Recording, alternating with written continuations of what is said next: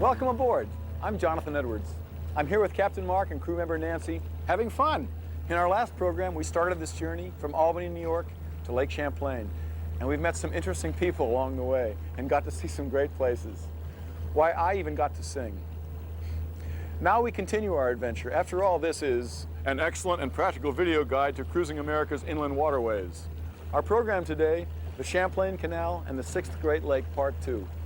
Here's where we've been, and this is where the rest of our journey begins. So let's get underway. From Whitehall, New York, we headed north in the long, narrow southern portion of Lake Champlain. We're approaching Fort Ticonderoga. Now this was another fort where the Revolutionary War drama was played out. And back then, control of the waterways was crucial to the outcome of the war. Now you can go to one of the local marinas and rent a car, drive over there, and actually get out on the grounds and walk around and see what's going on. Let's go have a look. People have moved through this area for over 4,000 years. The Amerindian people hunted game and established gardens here, beginning in 1800 BC.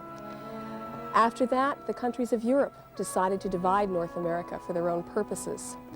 The French and the British were the primary contestants on this peninsula, which is now called Ticonderoga. The French built the fort here beginning in 1755 as part of their efforts in the 7 Years' War, or better known as the French and Indian War more often. Later on, it would also be contested ground during the American Revolution. In the beginning of the Revolution, people, especially Ethan Allen and Benedict Arnold, having very reluctantly to combine their resources in attempting the taking of this place in May of 1775, realized that the waterway was still the crucial geographic factor here, and militarily a waterway can make or break an invading army. They realized that still between New York and Montreal, this was the quickest, cheapest, easiest way to move men and material. That waterway made everything easier. During the summer months, it's even more exciting around here.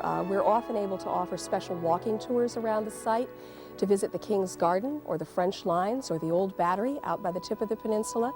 The Fife and Drum Corps is here during July and August, a fine group of young musicians. Also, we're able to do a variety of weapons demonstrations during the summer months, muskets and small artillery pieces, which most folks find very interesting and a little bit noisy, but fascinating as well. We really care about the history. We feel that there's a sacred trust here, not only with the artifacts, but with the memories of the people who served here. They sacrificed everything, no matter what their nationality, so that people after them, posterity as they called it, could have a better life. And never for a single moment do we forget that here. Continuing north, it wasn't long before we came to Crown Point, New York, with its welcoming dock, nearby state parks, and spectacular lighthouse, which is open to visitors. Here too is His Majesty's Fort of Crown Point, one of the most ambitious British military projects undertaken in colonial North America. Today, a visitor center interprets the French, British, and American activity that was centered here. And in reality, this is really where Lake Champlain begins. The water depth goes from about 20 feet all the way up to 400. With a north-south breeze, it has the potential to get a little bit rougher down here, but this is really where you've made the lake. This is where all the fun begins. When you're traveling on the canals, there are going to be times when you're no doubt going to want to stop and visit the local communities or see some of the exciting sights along the way. Well, to do that, a lot of people bring bikes on their boats, sometimes even motorcycles, but we found a better option. It's lightweight, it's low cost, and best of all, it's made in a canal-side community, Syracuse, New York. It's the Phantom Scooter, and it kind of reminds me of when I was a little kid. I used to scoot around all over the place. This see-through gas tank holds about a quart of a gas-oil mixture. It's a two-stroke engine. And a quart will take you about 30 miles, which is a lot of traveling range. The see-through is nice because you can tell just by glancing at it how much gas you've got left. Now let's look at some of the features and options of the Phantom Scooter. You're gonna like these. First of all, there's this bag, and using a little trickery, you can get your entire scooter into it. Actually, there's a bag inside the bag. You open that bag up, and you can fold your scooter up and tuck the whole thing into the bag. Now that's nice because then your boat is protected from any dirt or oil that might be on the scooter, and as we all know, it's important to keep your boat clean. Now, if you want to carry things around on the scooter, the easiest option is to get an optional basket that goes on the back here, and there you can put your groceries for the galley or any souvenirs that you might pick up along the way if you shop like I do, or you might prefer to just simply wear a backpack. But here's the neatest thing about the scooter. With just a little twist of the wrist, you can fold it up, hook it on, and then with one hand, pick the whole thing up and carry it to your boat. The maximum load capacity on a scooter is about 250 pounds, so I make it a point to watch how much I'm eating when I'm out cruising the canal. You can go about 25 miles an hour on the scooter, but the recommended cruising speed is about 10 miles an hour, which interestingly enough is the recommended cruising speed on the canal. Now, you should always check local safety regulations and regulations for motorized scooters. I personally would not go for a ride without my trusty helmet because it's always important to protect your head. Now, let's start it up and take a ride.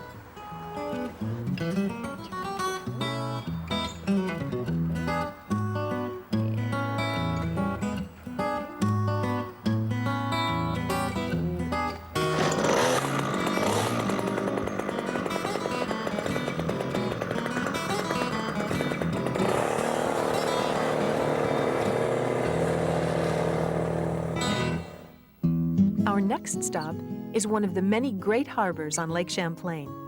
Eli welcomed us to this 700-acre resort and guided us to a slip.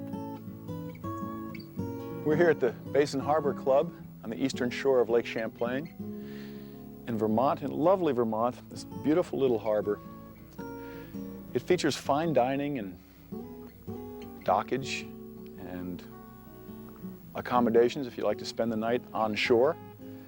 They have tennis, golf, all sorts of recreational stuff for you to do.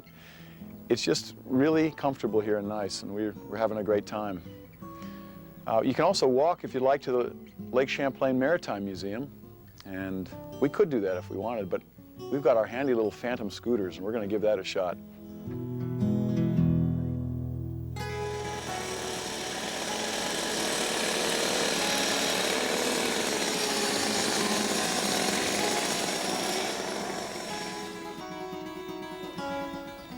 The Lake Champlain Maritime Museum features as one of its most favorite exhibits an authentic replica of a gunboat that was in Benedict Arnold's fleet. And her name, well, I hesitate to use the word her because it's a gunboat, but her name anyway is the Philadelphia II. Let's go have a look at her. The museum staff and volunteers built and launched this 54-foot full-size replica in 1991. The original Philadelphia was sunk in Lake Champlain by the British during the Battle of Valcour Island. The museum, complete with gift shop, was established in 1986 to preserve the rich history and heritage of Lake Champlain. Nautical archaeology research and a wide range of educational programs have made this a center of national significance that's fun for the entire family.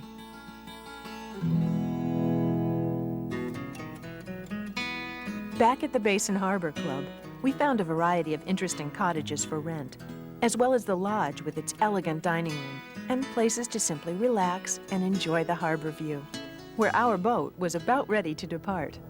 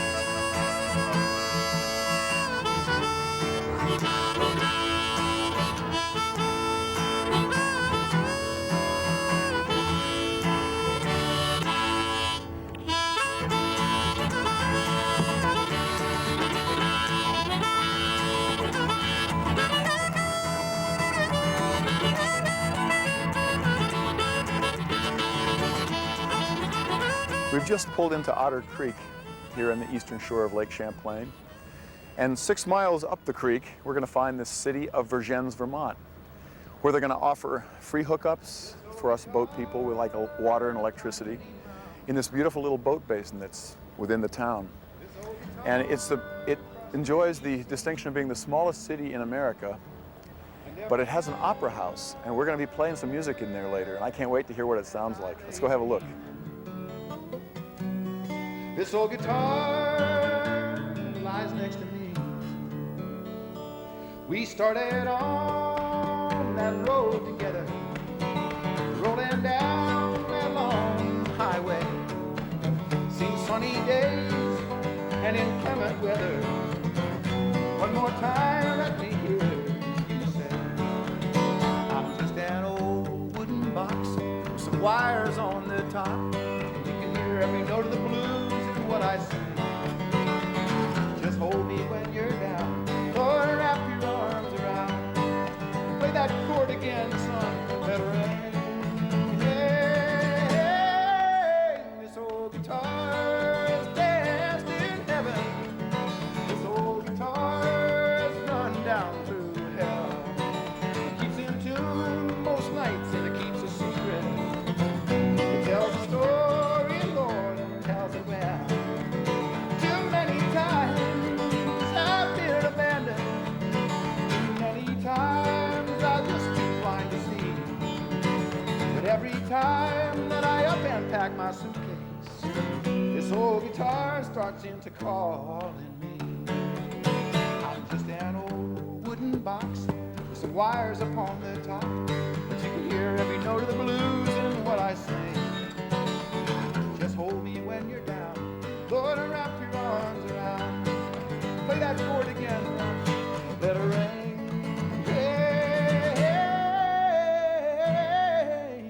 This old guitar's been my savior. This old guitar's been right there to see me through. And you never know these days about gods and lovers, but I know it all when I'm holding you. Lake Champlain has a number of ferry crossings that can be an enjoyable way to save time. Some of the oldest routes redefine horsepower. Originally, this was a horse ferry crossing back in the early 1800s. One of the largest horse ferries operated on this crossing was the Eclipse. That was a 6-horse ferry. These were ferries that were operated by horses that walked on turnstiles. And turnstiles, in turn, turned paddle wheels on the side of the vessel. The operator of the boat could engage or disengage the side wheels and that way steer the boat. And they pretty much docked in the same spot that we're going through over here.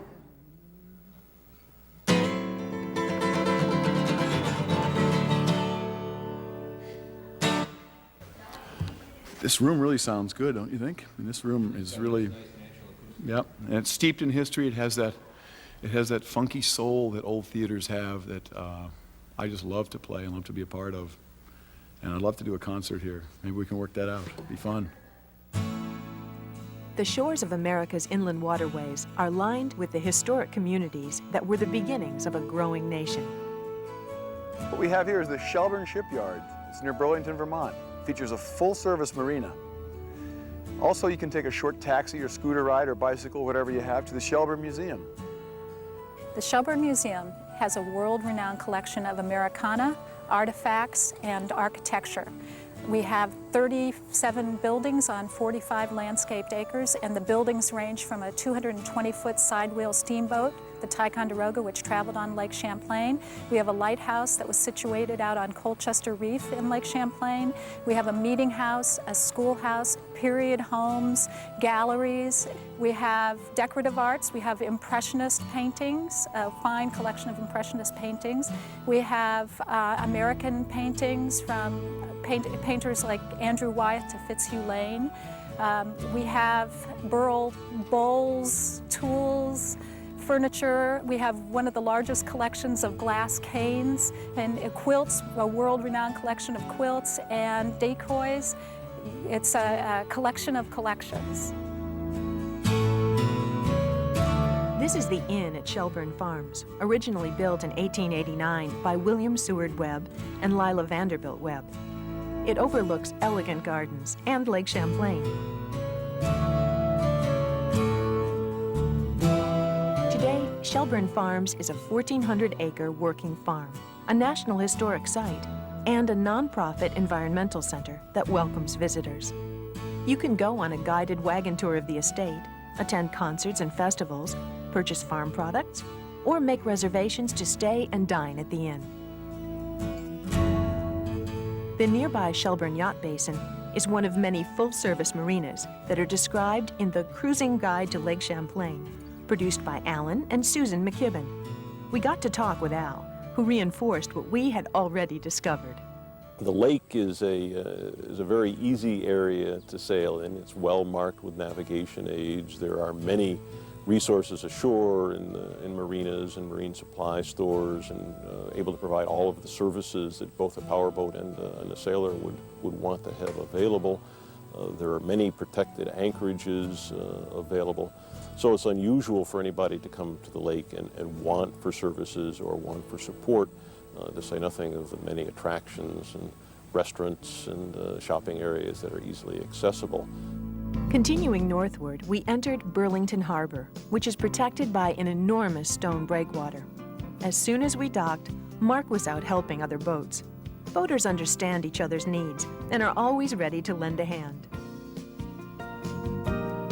This is a busy harbor with commercial charters, ferries, and tour boats, such as the Ethan Allen. This is Burlington, the largest city on Lake Champlain. I've been here many times. Burlington, Vermont, a wonderful town, great place to visit, great restaurants. Behind me is the community boathouse, which is the center of life here on the waterfront. And we're going to go on up to town and see what's going on. As we headed towards town, we came upon a monument to Champ, this region's friendly version of the Loch Ness Monster.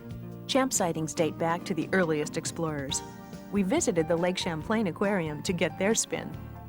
Well, I believe Champ are sturgeon sightings, and sturgeon mixed with several bottles or several six-packs of your favorite lager beer. And if you watch the tank long enough, you'll see these sturgeon on the surface, and their humped backs and all go around. People get excited when they see something, and most of the people in the scientific community feel that it's an unusual sighting of a rare creature like a sturgeon in the lake. There's a train that departs right from the waterfront with service to points south, including Shelburne and Middlebury, Vermont. It's an easy way for boaters to visit more places. Heading uptown, we came upon Lake Champlain chocolates, locally made candies with a national reputation. The waterfront itself is a beautiful park with a view of the lake and New York's Adirondack Mountains. Restaurants, shopping, and entertainment are all nearby. As the sun set, our show's researcher, Vicki, was getting ready for a morning fishing trip on Champ charters with Captain Paul and his wife, another crew member, Nancy. Here we go. Okay, we just left Burlington. We're down a lake a couple miles. We're just coming up on a reef, and we're at about 94 feet of water right now. Back there in about 100 feet, we're really marking a lot of fish. So we don't want to fish back there because we'd be too busy. So we want to move out here a little bit, where there's very few fish. No, just kidding. So we're just coming over here, just taking a look at it right now, and then we're gonna travel north here a little bit on it, and then we're gonna turn around and set up and come right up through and see if we can pull a lake trout or two right off the bottom here. Are we using live bait or lures? I'm gonna use strictly lures. Uh-huh. Yeah. Do you use live bait at other times during the year? No, not too much. Not too much. Not fishing trout or salmon. So are these downriggers?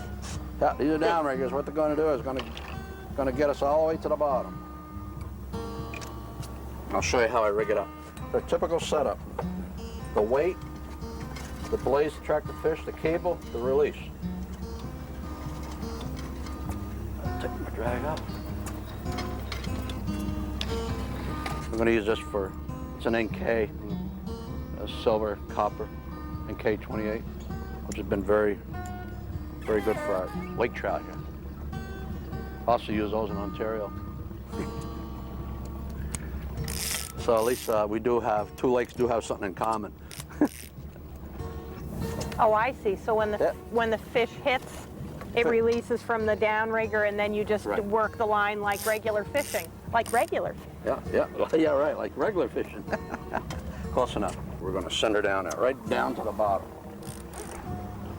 There we go. How do you know when you've had a strike? What does the rod do? Most of the time, the rod will release, you know, will pop up. Or sometimes, if it doesn't release, but he's on there, you'll see the rod just jumping like. Sometimes you have to talk to them. You have to say, come on, did you? Oh, you do have to talk to the yeah, fish? yeah. Oh. You have to think positive and call them in. Call you know? them in. You got to remember, you're in Vermont. Probably, Like they call in the cows, you got to call in the fish. they're probably not awake yet. Huh? Let me know when you need a net. I'll come to the back of the vessel. Oh, There we go. We got him. ah, what a nice fish. I don't have to touch the fish if I don't want to. Oh, you gotta. Nice. Through Put the your hand gills there or just not like, in the just mouth? like I did. There you go. Great. Boy. And it's that simple.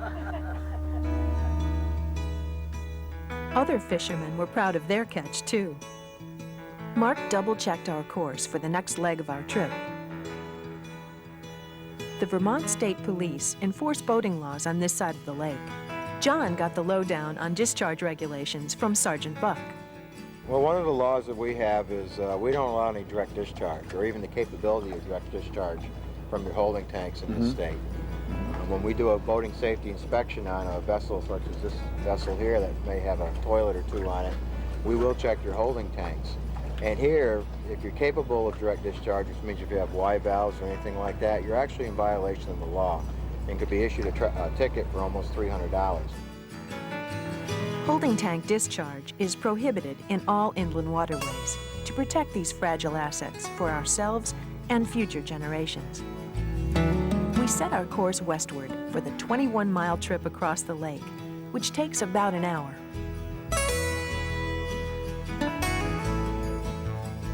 This is the Plattsburgh waterfront, connected to the city of Plattsburgh.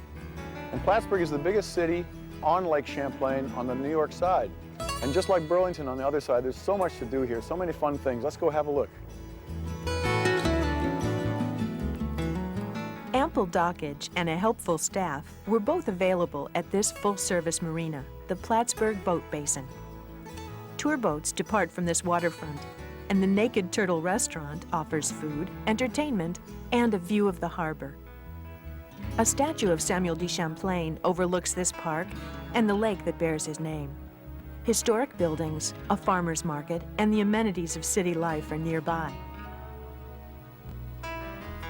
As is Ausable Chasm, a natural wonder that's been open to the public since 1870.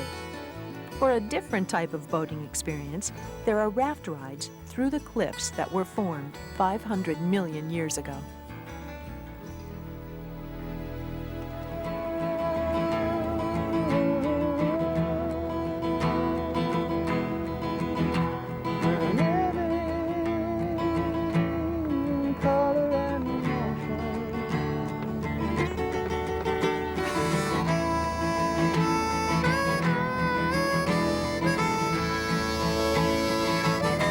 Stop here at the village of Rouse's Point, which is the northernmost point in the state of New York that's on Lake Champlain.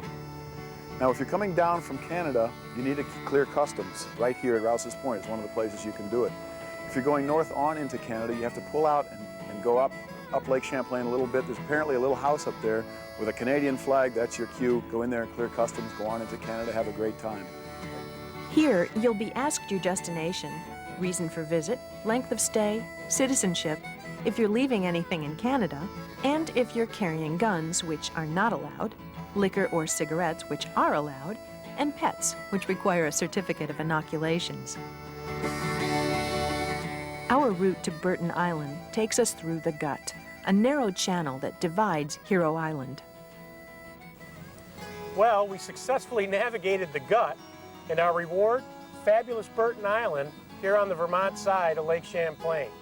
And I'm here with Assistant Ranger Ed Howe at the State Park facility, which actually caters to boaters. Plenty of deep water slips and shore power, freshwater hookup, and also a pump out station. Ed, what other facilities we have that might be conducive to coming in for the transient boater? Well, we have a store, of course, where you can find your basic necessities, your water, ice, milk, sodas, that kind of thing, charcoal. We also have a gas pump, so if you want to gas up your boat while you're here, you can do that. Great.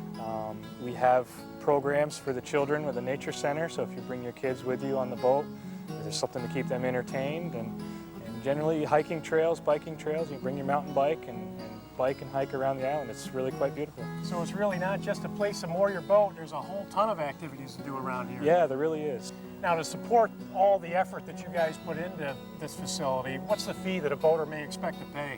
Well, for mooring for the night, it's $1 a foot, and that includes a pump out, and it's $2 for an electrical hookup for the night, so it's really quite reasonable. Very reasonable. It's a great place. Thanks for having us. Thank you.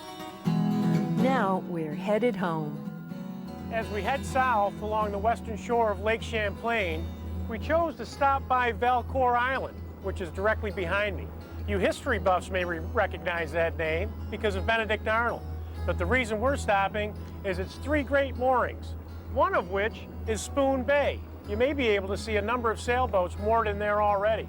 Sheer rock cliffs, beautiful scenery, and great protection against the prevailing northwesterly winds. If you get a chance, check it out. With this look at Valcour Island, our 2-part program exploring the Champlain Canal and the 6th Great Lake, sadly, comes to an end. I hope you'll be with us as we continue to cruise America's inland waterways next time.